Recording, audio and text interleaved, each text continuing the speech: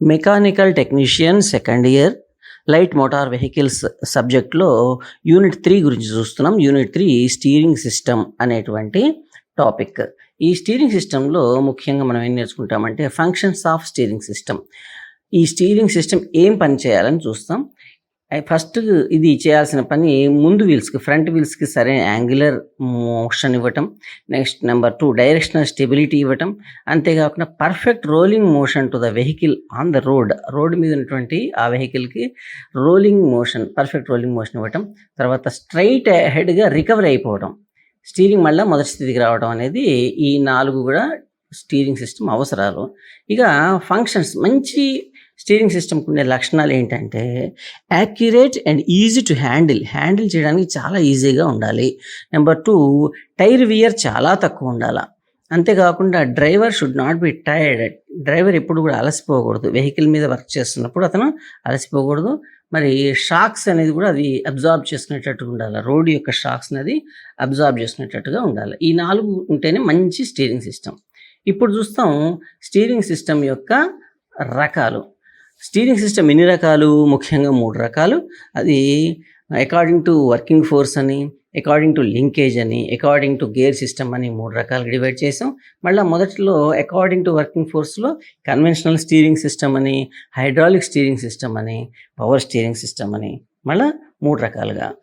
According to లింకేజ్లో rigid axle front suspension, రెండోది independent front suspension system. According to gear సిస్టమ్కి వచ్చేసరికి మరి డెవిస్ స్టీరింగ్ సిస్టమ్ ఉంది, యాకర్మ్యాన్ స్టీరింగ్ సిస్టమ్ ఉంది.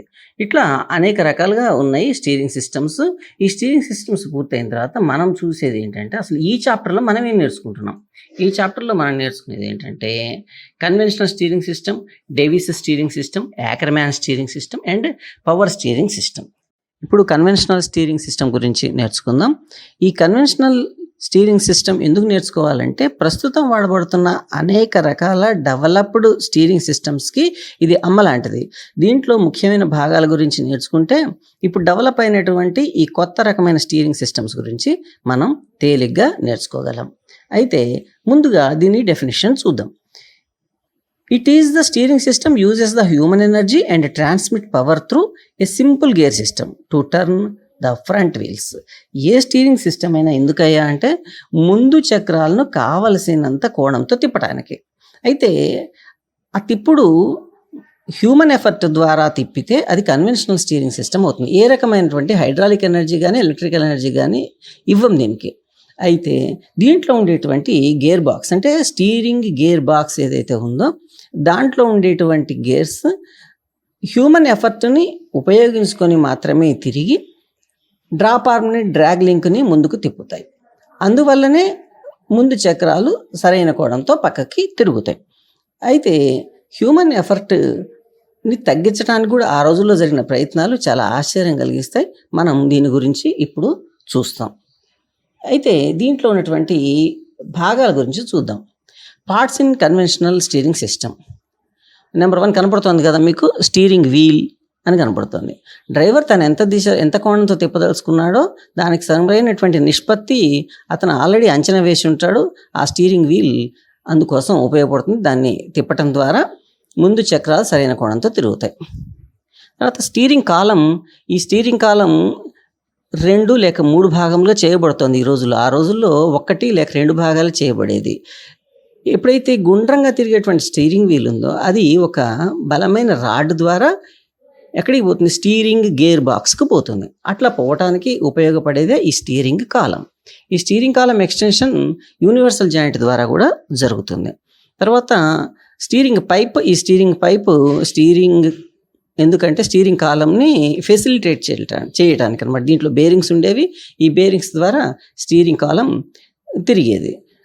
ఇప్పుడు ఈ రకమైన పైపు అవాయిడ్ చేయబడుతుంది. Next steering extension rod. ఈ ఎక్స్టెన్షన్ రాడ్ చెప్పుకున్నాం కదా, ఎప్పుడైనా కోణము, స్టీరింగ్ కాలం యొక్క కోణం తేడా వచ్చినప్పుడు స్టీరింగ్ ఎక్స్టెన్షన్ రాడ్ వాడతాం. తర్వాత స్టీరింగ్ గేర్ బాక్స్ 5వ నెంబర్ చూస్తున్నారా, steering gear box. Steering gear box దేనికి అంటే స్టీరింగ్ కదలికకు తిరిపిన తర్వాత, స్టీరింగ్ తిరిగిన తర్వాత ముందు చక్రాలకు వెళ్ళటానికి కొంత టార్క్ అవసరం పడుతుంది. ఆ టార్క్ దిశని మార్చడానికి ఈ యొక్క స్టీరింగ్ గేర్ బాక్స్ అవసరం పడుతుంది. తర్వాత సెక్టర్ షాఫ్ట్, స్టీరింగ్ గేర్ బాక్స్లోంచి బయటకు వచ్చేదే సెక్టర్ షాఫ్ట్. అక్కడ నుంచి రొటేటరీ కదలిక కాస్త రెసిప్రొకేటరీ కదలికగా మారటం ప్రారంభం అవుతుంది. అక్కడి నుంచే డ్రాప్ ఆర్మ్ ఒకటి ఉంటుంది. ఈ డ్రాప్ ఆర్మ్ ఏంటంటే ఒక వంకీ కడ్డీ మాత్రమే. ఈ వంకీ కడ్డీ ముందుకు వెనక్కు కదులుతుంది. దీనికి డ్రాగ్ లింక్, ఒక లింక్ చేయబడుతుంది. లింక్ చేయబడుతుంది. ఇది డ్రాగ్ లింక్ రెసిప్రొకేటరీ కదలికగా రూపాంతరం చెంది ముందుకు వెనక్కు కదులుతుంది. ఈ డ్రాగ్ లింక్ యొక్క శక్తి స్టీరింగ్ ఆర్మ్కు వెళ్ళడం ద్వారా స్టీరింగ్ ఆర్మ్ తిరుగుతుంది. స్టీరింగ్ ఆర్మ్ తిరిగి కింగ్ పిన్ని కదిలించటం ద్వారా ముందు చక్రాలను కావలసిన కోణంతో తిప్పుతుంది. ఈ స్టీరింగ్ ఆర్మ్ యొక్క కోణం, డ్రాగ్ లింక్ యొక్క కోణం సరైన విధంగా ఫిక్స్ చేయబడి ఉండాలి. ప్రతి మెకానిక్ ఇక్కడే తన యొక్క స్కిల్ని చూపించేవాళ్ళు drag link and steering arm దగ్గర. ఈ స్టీరింగ్ ఆర్మ్ కింగ్ పిన్ వద్ద సరైన దిశలో తిప్పుతూ, కింగ్ పిన్ సరైన దిశలో తిప్పుతూ వీల్స్ని కావాల్సిన కోణంలో తిప్పుతాయి. తర్వాత ఈ వీలు నెక్స్ట్ వీల్కి పోవడానికి ట్రాక్ రాడ్ ఉపయోగపడుతుంది. పూర్వకాలంలో వాడినటువంటి కన్వెన్షనల్ స్టీరింగ్ మెకానిజంని ఇప్పుడు మనం చూస్తున్నాం. బ్లూ కలర్లో కనపడుతోందా స్టీరింగ్ వీల్? ఈ స్టీరింగ్ వీల్ ఏమిటి అంటే వెహికల్ యొక్క చక్రాలు ఎడదిరగాలో ప్రాథమికంగా డిసైడ్ చేసే వీల్ అదే. దాని కింద ఎల్లో కలర్లో కనపడుతుంది, అది స్టీరింగ్ కాలం. స్టీరింగ్ కాలం రకరకాల కారణాల వల్ల ఎక్స్టెండ్ చేయబడుతుంది, అది ఎక్స్టెన్షన్ చేయబడుతుంది. అది బ్లూ కలర్ ఎక్స్టెన్షన్ రాడ్. ఈ ఎక్స్టెన్షన్ రాడ్ మరొక చిన్న గేర్ ద్వారా, యూనివర్సల్ జాయింట్స్ ద్వారా ఎక్స్టెండ్ చేయబడింది. చూసారా, ఇదంతా ఎక్స్టెన్షన్ ఆఫ్ స్టీరింగ్ కాలం. ఈ స్టీరింగ్ కాలం ఎక్కడికి పోయింది? ఈ గేర్ బాక్స్కి వెళ్ళింది. ఈ గేర్ బాక్స్ దగ్గరికి వెళ్ళిన తర్వాత ఇక చూడండి, డ్రాప్ ఆర్మ్ బ్లూ కలర్లో ఉంది డ్రాప్ ఆర్మ్, ఇది డ్రాగ్ లింక్. ఎల్లో కలర్లో ఉన్నది డ్రాగ్ లింక్. ఈ డ్రాగ్ లింక్ ఎటు వెళ్ళింది? స్టీరింగ్ ఆర్మ్కి వెళ్ళింది. ఒక స్టీరింగ్ ఆర్మ్కి వెళ్ళి అక్కడ వీల్ని ముందుకు వెనక్కి గుండ్రంగా తిప్పడానికి అది ఒక కింగ్ పిన్తో తిప్పుతుంది. అది మరి రెండవ వీల్కి కూడా వెళ్ళాలి కాబట్టి అక్కడ ఒక ట్రాక్ రాడ్ ఉంది. చూసారా, బ్లూ కలర్ ట్రాక్ రాడ్ ద్వారా ఈ వీల్ శక్తి అటు కూడా వెళ్తుంది అనమాట. ఆ యాంగిల్ని బట్టి ఇది ఎంత తిరిగిందో దాని తగినంత యాంగిల్తో అటు పక్కన ఉన్నటువంటి రెండవ వీల్ కూడా తిరుగుతుంది. అంటే ఒక వీల్కే శక్తి వచ్చింది, రెండవ వీల్కి ట్రాక్ రాడ్ ద్వారా శక్తి వెళ్ళి అక్కడ ఆ వీల్ని తిప్పడం జరిగింది. చూసారా, 3Dలో కనపడుతుంది మనకి క్లీన్గా, అన్ని పార్ట్స్ కనపడుతున్నాయి. Davis steering system mechanism start చేద్దాం. ఫస్ట్ ఆఫ్ ఆల్ దీని డెఫినేషన్ చూద్దాం, దీని ప్రత్యేకత ఏంటో చూద్దాం. The steering gear mechanism used for changing the direction of two or more of the wheels and axles with reference to the chassis so as to move the automobile in any desired path. ఇక్కడ ప్రత్యేకత ఏంటంటే, జనరల్గా మనందరికీ తెలుసు ముందు wheels మాత్రమే మనం consider చేస్తాం టర్న్ అయ్యేటప్పుడు. వెనక వీల్స్ని టర్న్ చేస్తాం కానీ, వాటిని కన్సిడర్ చేస్తాం కానీ దాని క్యాలిక్యులేషన్ని అంత ఇంపార్టెంట్గా చేయం. కానీ ఈ డేవిస్ స్టీరింగ్ సిస్టంలో మనం క్యాల్కులేషన్ పర్ఫెక్ట్గా చేస్తుంది. 4 చక్రాలకి సంబంధించినటువంటి ఇన్స్టాంటేనియస్ సెంటర్ అనేది దీని యొక్క ముఖ్యమైనటువంటి పాయింట్. ఇన్స్టాంటేనియస్ సెంటర్ ఒకటే ఉండేటట్టుగా ఈ డేవిస్ స్టీరింగ్ సిస్టమ్ మెకానిజం పనిచేస్తుంది. ఇక్కడ ముఖ్యమైనది అది. ఈ డేవిస్ స్టీరింగ్ సిస్టమ్ ఇది అర్థమైపోతే ఇక మిగతాదంతా ఈజీ అవుతుంది. అంటే ఇన్స్టాంటేనియస్ సెంటరే ముఖ్యం. దీని తర్వాత మనం వస్తాం ఏంటి, parts in Davis steering system. ఏం పార్ట్స్ ఉన్నాయి ఈ దీంట్లో? జనరల్ సిస్టమ్ లానే స్టీరింగ్ వీల్ ఉంది. మరి స్టీరింగ్ వీల్ మనకు తెలిసిందే ఆల్రెడీ, ఎందుకంటే డ్రైవర్ కావాల్సినటువంటి దిశలో తిప్పడానికి. Next steering column, gear box, bearings, అంతవరకు పాత సిస్టమే. తర్వాత wheel bearings, blocks, links, pivot components and other auxiliary పార్ట్స్కి వచ్చేసరికి అవన్నీ కూడా మనం నెక్స్ట్ ఫిగర్లో చూస్తాం. ఈ blocks, links, pivot components, auxiliary parts గురించి తెలియాలి అంటే ఇది మొత్తం కూడా బ్లాక్స్ అండ్ లింక్స్తో పనిచేసేటువంటి ఒక స్టీరింగ్ సిస్టమ్. అది అర్థమైపోయింది అనుకోండి, మీకు నెక్స్ట్ ఫిగర్లో మీకు తెలుస్తుంది, వీడియోలో తెలుస్తుంది. ఈ విషయాలు తెలిసింది అంటే ఇది మీకు అర్థమైపోయినట్టే. డేవిస్ స్టీరింగ్ సిస్టమ్, దీన్నే ఎగ్జాక్ట్ స్టీరింగ్ గేర్ మెకానిజం అని కూడా అంటారు. దీనిలో టర్నింగ్ పేర్స్, స్లైడింగ్ పేర్స్ ముఖ్య భాగాలు. ఇందాక మనం చూసినటువంటి వివిధ భాగాలు ఏవైతే ఉన్నాయో ఆ భాగాలు అంటే స్టీరింగ్ వీల్ దగ్గర నుండి మొదలుపెట్టి స్టీరింగ్ కాలం కానీ మరి స్టీరింగ్ గేర్ మెకానిజం కానీ అవన్నీ కన్వెన్షనల్ సిస్టంలో ఉన్నట్టే ఉంటాయి. మిగతావి మనకి తేడా చేసేది ఏమిటయ్యా అంటే ఈ స్లైడింగ్ పైర్స్, టర్నింగ్ పైర్సే. అయితే వీల్స్ పివట్ చేయబడి ఉన్నాయి చూడండి, కింద పివట్ చేయబడి అటు ఇటు పివటింగ్ మెకానిజం ఉంటుందన్నమాట. ఇవి స్టబ్ యాక్సిల్ నుంచి లింక్స్తో కనపడుతున్నాయి చూసారా. ఈ లింక్స్ చివరన బ్లాక్స్ ఉన్నాయి పైన. ఇవి మనకి ఎట్లా కనపడుతున్నాయి అంటే అవి క్యూబ్స్ లాగా, క్యూబాయిడ్స్ లాగా కనపడుతున్నాయి. ఓకే, వీటిని బ్లాక్స్ అంటాం. ఈ రెండు బ్లాక్స్ కూడా ఒక మెయిన్ లింక్తో కలపబడ్డాయి. హారిజాంటల్గా కనపడుతుంది చూసారా, అక్కడ ఒక మనిషి చెయ్యి కనపడుతోంది. ఓకే, ఆ చెయ్యి ఉన్నటువంటిది ఏమిటి అంటే మెయిన్ లింక్. ఈ మెయిన్ లింక్ సపోర్ట్ ఇక్కడ ముఖ్యం.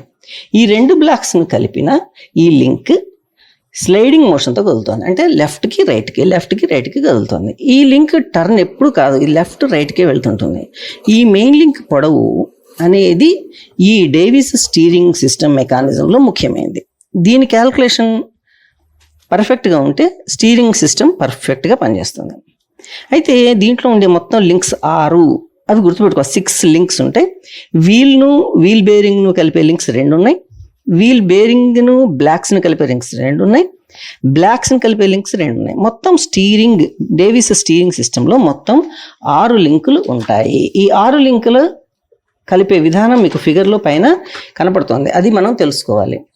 ఈ బ్లాక్స్ని మెయిన్ లింక్తో కలిపే భాగాన్ని టర్నింగ్ పెయిర్ అంటారు. మెయిన్ లింక్తో కలిపే భాగం చూసారా అటు ఇటు, అది టర్నింగ్ పెయిర్స్ అనమాట. అయితే వీల్ బేరింగ్స్ వద్ద గల లింక్స్ను మెయిన్ లింక్తో కలిపి స్లైడింగ్ పెయిర్ అంటారు. స్లైడింగ్ పెయిర్ గురించి మీకు క్లారిటీ వచ్చేసింది. ఓకే, ఇప్పుడు వెహికల్ లెఫ్ట్ కానీ రైట్ కానీ తిరగాలనుకోండి, ఈ మెయిన్ లింక్ వద్ద గల బేరింగ్ తిప్పడం ద్వారా ఈ వీల్స్ తిరుగుతాయి. అక్కడ కనపడుతుంది కదా మనకు ఒక చెయ్యి, అక్కడ నిజంగా ఉండేది ఒక బేరింగ్. అక్కడికి మన స్టీరింగ్ గేర్ యొక్క కదలిక అక్కడికి వచ్చింది.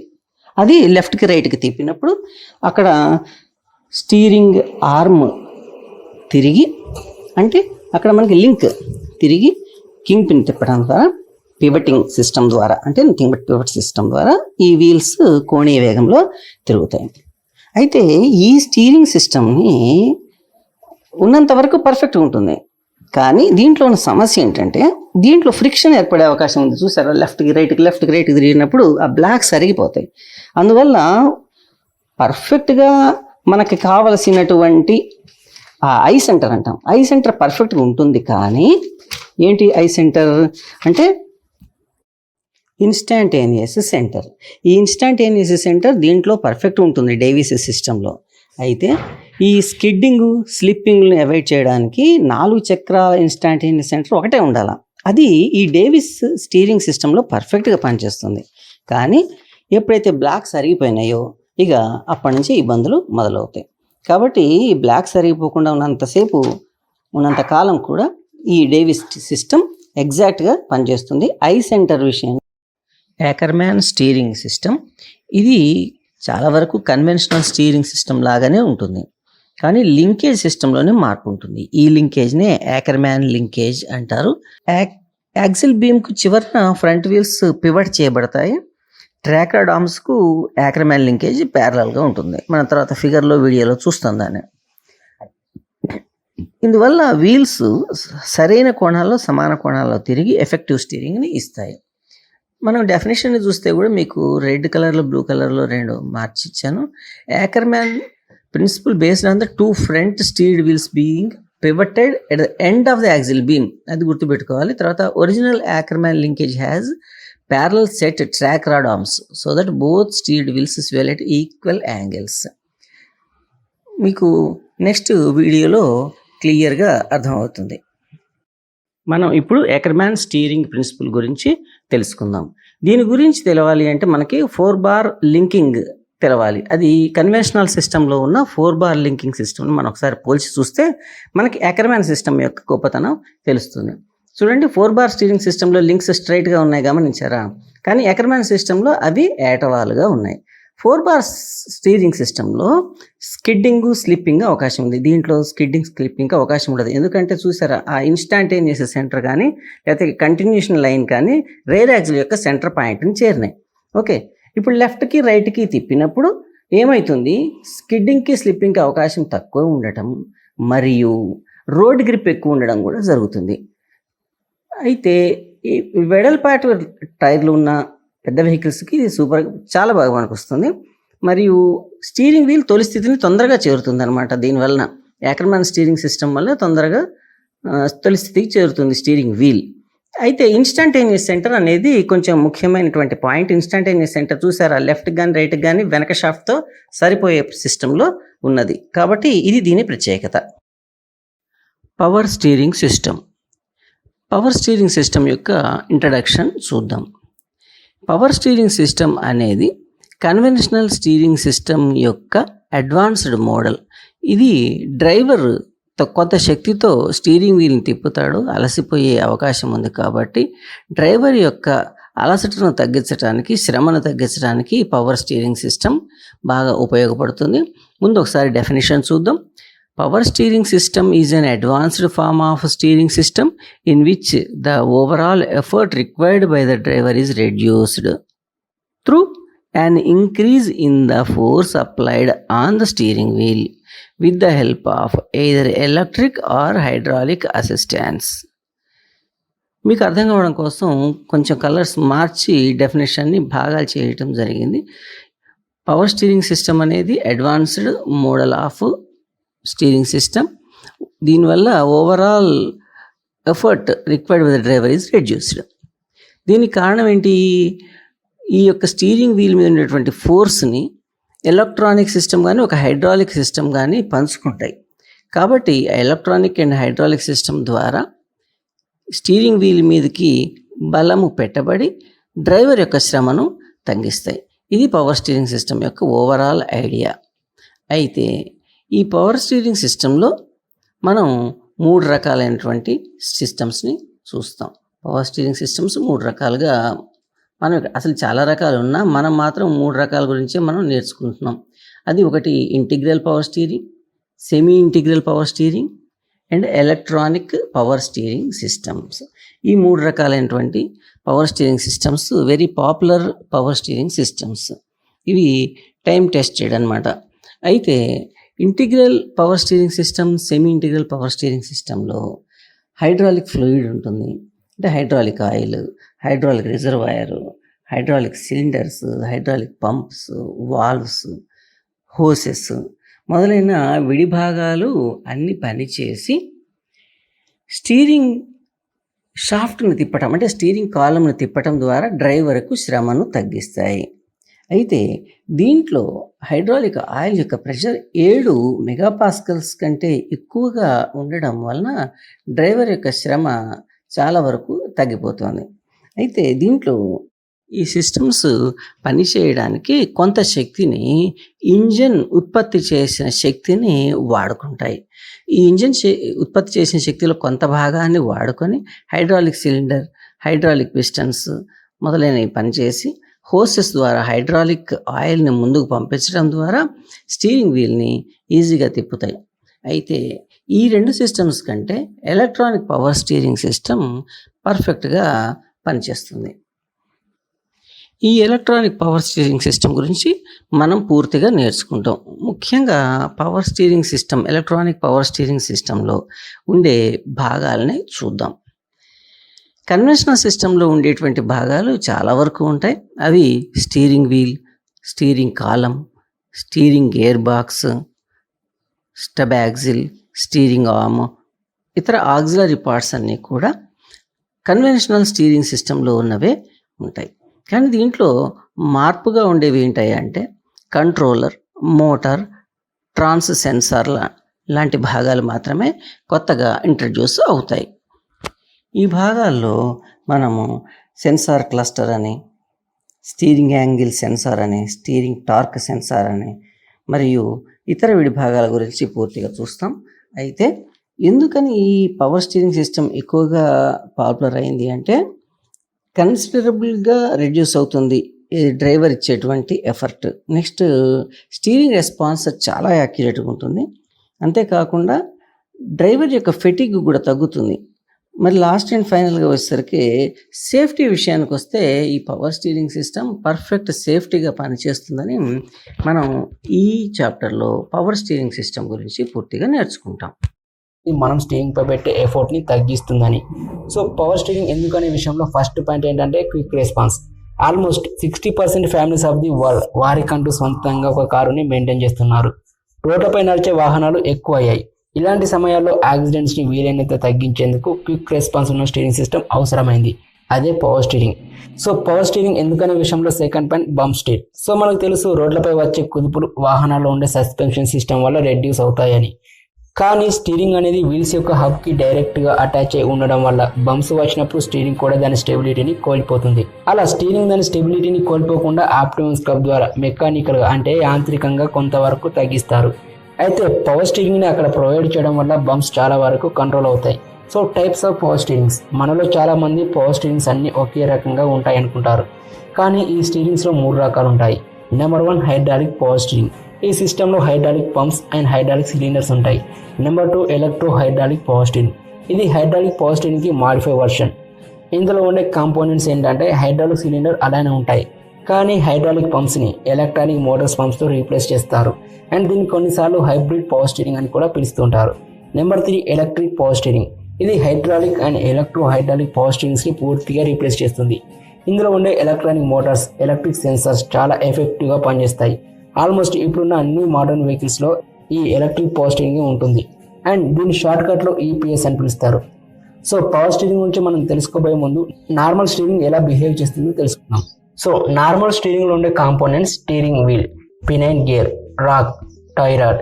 టోటల్గా ఇది నార్మల్ స్టీరింగ్ యొక్క స్ట్రక్చర్.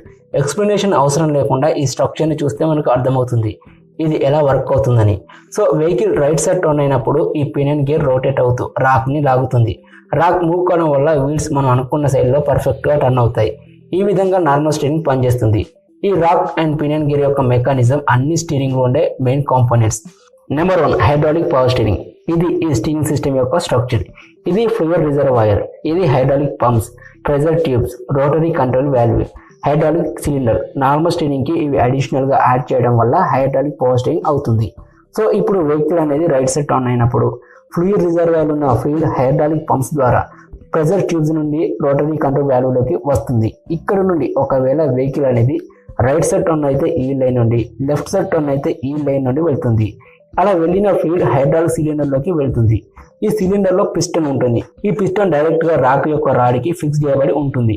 ఇప్పుడు సిలిండర్లోకి వచ్చిన హైలీ కంప్రెస్డ్ ఫ్లూయిడ్ వల్ల పిస్టన్ ఇటువైపు మూవ్ అవుతుంది. ఆ పిస్టన్తో పాటు రాక్ కూడా మూవ్ అవుతుంది. దాంతో వీల్స్ ఈజీగా టర్న్ అవుతాయి. అదేవిధంగా ఫ్లూయిడ్ ఇటువైపు నుండి వచ్చినప్పుడు కూడా జరుగుతుంది. అయితే ఈ ఫ్లూయిడ్ ఏ లైన్ నుండి వెళ్ళాలి అనేది కంట్రోల్ వాల్యూలో డిసైడ్ అవుతుంది. ఈ కంట్రోల్ వాల్యూ ఇన్నర్లో ఇలా ఉంటుంది. ఇవన్నీ చాంబర్స్. ఈ 2 చాంబర్స్ నుండి ఫ్లూయిడ్ లోపలికి వస్తుంది. ఈ రెండింటి నుండి రిజర్వాయర్లోకి రిటర్న్ అవుతుంది. ఈ 2 చాంబర్స్ రైట్ టర్న్ కోసం, ఈ 2 చాంబర్స్ లెఫ్ట్ టర్న్ కోసం. ఇప్పుడు వెహికల్ అనేది రైట్ సైడ్ టర్న్ అయినప్పుడు ఈ కంట్రోల్ వాల్యూ పొజిషన్ ఇలా చేంజ్ అవుతుంది. రిజర్వాయర్ నుండి వచ్చిన ఫ్లూయిడ్ ఈ చాంబర్స్ నుండి ఎంట్రీ ఇచ్చి ఈ చాంబర్స్ నుండి రైట్ సైడ్ టర్నింగ్ అవసరమయ్యే లైన్లోకి వెళ్తుంది. ఈ ప్లేస్లో ఏమైనా ఫ్లూయిడ్ ఉంటే అదంతా రిటర్న్ చాంబర్స్ ద్వారా ఫ్లూయిడ్ రిజర్వాయర్లోకి రిటర్న్ అవుతుంది. ఈ విధంగానే సేమ్ వెహికల్ లెఫ్ట్ టర్న్ అయినప్పుడు కూడా జరుగుతుంది. అండ్ ఇదే హైడ్రాలిక్ పవర్ స్టీరింగ్ పనిచేసే విధానం. Number 2 electro hydraulic power steering. ఇది as it is hydraulic power steering ఎలా బిహేవ్ చేస్తుందో ఇది కూడా అలానే చేస్తుంది. కాకపోతే ఇందులో హైడ్రాలిక్ పంప్స్ ని ఎలక్ట్రానిక్ మోటార్ పంప్స్ తో రీప్లేస్ చేస్తారు. వీటిని ఎక్కువగా హెవీ లోడ్ వెహికల్స్ లో యూజ్ చేస్తారు. ఇది దీని యొక్క స్ట్రక్చర్. ఇది రిజర్వాయర్, ఇవి pressure pumps, rotary control valve, hydraulic cylinder, piston. ఇది ఎలక్ట్రానిక్ మోటార్స్. ఇవి ఇందులో ఉండే changes. Number 3 EPS electric power steering. ఇందులో ఉండే మెయిన్ అడ్వాంటేజ్ ఏంటంటే ఇందులో ఫ్లూయిడ్ ఉండదు కాబట్టి పంప్స్ ఉండవు. అవి లీక్ అవుతాయనే బాధ ఉండదు, వాటికి మెయింటెనెన్స్ ఉండదు. ఇందులో మొత్తం వైడ్ సిస్టమ్ ఉంటుంది. అండ్ దీన్ని కార్స్లో ప్రొవైడ్ చేయడానికి కంపెనీస్కి తక్కువ ఖర్చు ఉంటుంది, తక్కువ పని ఉంటుంది. హైడ్రాలిక్ హైబ్రిడ్స్ కన్నా బెటర్ ఎక్స్పీరియన్స్ ఉంటుంది. అందుకని చాలా వెహికల్స్ ఈ స్టీరింగ్తో వస్తున్నాయి. సో ఇది ఈ పవర్ స్టీరింగ్ యొక్క స్ట్రక్చర్. ఇది స్టీరింగ్ వీల్. ఇందులోనే స్టీరింగ్ యాంగిల్ సెన్సార్ ఉంటుంది. ఇది పినియన్ గేర్, ఇది టార్క్ సెన్సార్, ఇది ఈసీయూ అంటే ఎలక్ట్రిక్ కంట్రోల్ యూనిట్, ఇది ఎలక్ట్రిక్ మోటార్, ఈ ఎలక్ట్రిక్ మోటార్ రాక్ యొక్క రాడ్కి అటాచ్ అయి ఉంటుంది. ఇప్పుడు డ్రైవర్ కార్ని టర్న్ చేసినప్పుడు డ్రైవర్ ఇచ్చే ఇన్పుట్స్ని టార్క్ సెన్సర్ రీడ్ చేస్తుంది. అలా రీడ్ చేసిన డీటెయిల్స్ని అక్కడ నుండి ఈసీయూకు సెండ్ చేస్తుంది. మళ్ళీ ఈసీయూ మొత్తం డీటెయిల్స్ని ఎనలైజ్ చేస్తుంది. వెహికల్ ఎంత స్పీడ్తో వెళ్తుంది, స్టీరింగ్ వీల్ ఎంత స్పీడ్లో ఉంది, స్టీరింగ్ యాంగిల్ ఏంటి, ఇవన్నీ కంప్లీట్గా ఎనలైజ్ చేసి వాటికి సరిపడే వోల్టేజ్ని అక్కడి నుండి ఎలక్ట్రిక్ మోటార్స్కి సెండ్ చేస్తుంది. ఈసీయూ పంపిన వోల్టేజ్కి తగిన విధంగా ఎలక్ట్రిక్ మోటార్స్లో ఉండే గేర్స్ రొటేట్ అవుతాయి. ఈ ఎలక్ట్రిక్ మోటార్స్ కొన్ని గేర్స్తో ఉంటాయి, కొన్ని ఇలా బెల్ట్తో రాక్ గేర్ కదిలేలా అమర్చబడి ఉంటాయి. సో ఈ మోటార్స్లో ఉండే గేర్స్ రొటేట్ కావడం వల్ల రాక్ మూవ్ అయ్యి గేర్స్ టర్న్ అవుతాయి. మనం ఇంతకుముందు చెప్పుకున్న స్టీరింగ్ సిస్టంలో రోటరీ కంట్రోల్ వాల్వ్ పనిని ఇక్కడ ఈసీయూ చేస్తుంది. హైడ్రాలిక్ సిలిండర్ చేసే పనిని ఎలక్ట్రిక్ మోటార్స్ చేస్తాయి. కొన్ని ఎలక్ట్రిక్ పవర్ స్టీరింగ్స్ ఇలా ఉంటాయి. ఇక్కడ ఈసీయూ ఉంటుంది, ఇది ఎలక్ట్రిక్ మోటార్స్, ఇక్కడ టార్క్ సెన్సార్ ఉంటుంది. సో సెన్సార్స్ నుంచి వచ్చిన డీటెయిల్స్ని ఈసీయూ ఎనలైజ్ చేసి మోటార్కి కొంత వోల్టేజ్ని పంపిస్తుంది. ఈ మోటార్స్కి ఉండే వామ్ గేర్ రొటేట్ కావడం వల్ల స్టీరింగ్కి ఉండే రింగ్ గేర్ రొటేట్ అవుతుంది. దాంతో పినియన్ గేర్ రొటేట్ అయ్యి రాక్ మూవ్ కావడంతో వీల్స్ టర్న్ అవుతాయి. ఇందులో ఉండే ఈ చిన్న చిన్న గేర్స్ ఎందుకంటే ఒకవేళ ఇందులో ఉండే మోటార్స్ అయినా ఈసీయూ అయినా పాడైపోతే ఆల్టర్నేటివ్గా ఈ స్టీరింగ్ నార్మల్ స్టీరింగ్గా పనిచేయడానికి ఈ గేర్స్ యూజ్ అవుతాయి. ఒకవేళ ఈ సిస్టంలో అన్నీ బాగుంటే స్టీరింగ్ ఈ విధంగా వర్క్ అవుతుంది. ఒకవేళ ఏదైనా పాడైపోతే ఈ విధంగా పనిచేస్తుంది. ఈ విధంగా మనం ఇప్పుడు స్టీరింగ్ సిస్టమ్ యొక్క చివరి పార్ట్కి వచ్చేసాం. దీంట్లో ముందుగా బ్రీఫ్ ఆన్సర్ మోడల్ క్వశ్చన్స్ని మీరు ప్రాక్టీస్ చేయాలి. దాంట్లో ముఖ్యంగా స్టీరింగ్ అంటే ఏమిటి, స్టీరింగ్ టర్మ్ అంటే ఏమిటి, నెక్స్ట్ ఫంక్షన్స్ ఆఫ్ స్టీరింగ్ చేసే పనులు ఏంటి, అంతేకాకుండా గుడ్ స్టీరింగ్ సిస్టమ్కి ఉండే లక్షణాలు ఏంటి, తర్వాత రకరకాలైన స్టీరింగ్ పద్ధతులు ఏంటి, ఈ 4 గురించి కూడా బ్రీఫ్గా నేర్చుకోవాలి. తర్వాత ఎలాబరేట్ మోడల్గా ఎస్ఏ క్వశ్చన్ మోడల్గా ఏం నేర్చుకోవాలంటే ప్రతి స్టీరింగ్ సిస్టంలో ఉండేటువంటి భాగాలు ఏంటి, ఏ భాగాలు ఉంటాయి, కామన్గా ఉండే భాగాలు నేర్చుకోవాలి. తర్వాత డేవిస్ స్టీరింగ్ గేర్ మెకానిజం గురించి నేర్చుకోవాలి, ఎలాబరేట్గా నేర్చుకోవాలి. నెక్స్ట్ యాకర్మ్యాన్ స్టీరింగ్ గేర్ మెకానిజం గురించి నేర్చుకోవాలి, అది చాలా ముఖ్యమైనది. Last and final power steering system గురించి కూడా నేర్చుకోవాలి. పవర్ స్టీరింగ్ చాలా ముఖ్యమైనటువంటి స్టీరింగ్ సిస్టమ్, దీని గురించి కూడా మీరు నేర్చుకోవాలి. దీని తర్వాత మనం ప్రాక్టికల్స్కి వెళ్తాం. ఈ ప్రాక్టికల్లో మీరు చేయాల్సింది ఏంటంటే రకరకాలైన వాహనాలను మీరు చూసినప్పుడు దాంట్లో ఏ స్టీరింగ్ సిస్టమ్ వాడబడుతోంది అనేది మీరు గమనిస్తూ ఉండాలి. ఎప్పుడు మీ ధ్యాస ఒక 4-వీలర్ని మీరు చూసినప్పుడు లేదా ఎక్కినప్పుడు దీంట్లో ఏ స్టీరింగ్ సిస్టమ్ వాడబడుతుంది అనేది మీరు ధ్యాసలో ఉంటే ఖచ్చితంగా దీని గురించి నేర్చుకుంటారు. నెక్స్ట్ అంతేకాకుండా మీరు వేరియస్ లింకేజెస్ గురించి, మరి వేరియస్ స్టీరింగ్ గేర్స్ గురించి, అంతేకాకుండా పవర్ స్టీరింగ్ గేర్ గురించి కూడా మీరు ఎప్పుడు అబ్జర్వ్ చేస్తూ ఉండాలి. ఈ అబ్జర్వేషన్లోనే వస్తుంటాయి. నిజానికి స్టీరింగ్ లింకేజెస్ కానీ, స్టీరింగ్ గేర్స్ కానీ, పవర్ స్టీరింగ్లో ఉండేటువంటి వివిధ భాగాల గురించి మీరు ప్రాక్టికల్గా చూడాలి అంటే మీరు ఇంటర్నెట్ సహాయం తీసుకుంటే మంచిది. లేదు జనరల్ అయినా తీసుకోవచ్చు. జనరల్గా కూడా మీరు నేర్చుకుని తీరాలి. తర్వాత ఇక లాస్ట్ అండ్ ఫైనల్గా ఒక మాట వినండి. ఎప్పుడూ కూడా మీరు ఈ ప్రాక్టికల్ అనేటువంటి కాన్సెప్ట్కి వచ్చేసరికి రకరకాల స్టీరింగ్ సిస్టమ్స్ని మీరు ఎప్పుడు గమనిస్తుండటం. ఇది నెట్లో కూడా చేయొచ్చు, లేదా బయట గ్యారేజ్లో చేయొచ్చు. మరి అంతేకాకుండా do not feel shy or agitate to discuss with vehicle drivers or mechanics. ఎప్పుడైనా మీకు అవసరమైనప్పుడు, అవకాశం ఉన్నప్పుడు వాళ్ళతో డిస్కస్ చేయడానికి, మాట్లాడటానికి మీరు వెనకాడకూడదు. ఖచ్చితంగా వాళ్ళతో ముచ్చట పెడుతూ ఉండాలి, సబ్జెక్ట్ గురించి డిస్కస్ చేస్తుండాలి. తర్వాత ఎప్పుడైనా ఖాళీ దొరికిన సమయంలో దగ్గరలో ఉన్న ఒక కార్ గ్యారేజ్ కానీ, లారీ గ్యారేజ్ కానీ వెళ్ళి టైం దాంతోనే స్పెండ్ చేయాలి. మీరు ఎప్పుడు అట్లా స్పెండ్ చేసినప్పుడు మాత్రమే ఈ స్టీరింగ్ సిస్టమ్ గురించి పూర్తిగా అర్థమవుతుంది. ముఖ్యంగా వెహికల్తో ఫ్రెండ్షిప్ చేయడం అలవాటు కావాలా. ఈ 4-వీలర్తో ఫ్రెండ్షిప్ చేయడం అలవాటు అయింది అంటే మీరు సక్సెస్ అవుతున్నట్టే లెక్క. కాబట్టి మీరు వెహికల్తో ఎక్కువ టైం గడపడానికి ట్రై చేయండి, సక్సెస్ అవుతారు. All the best.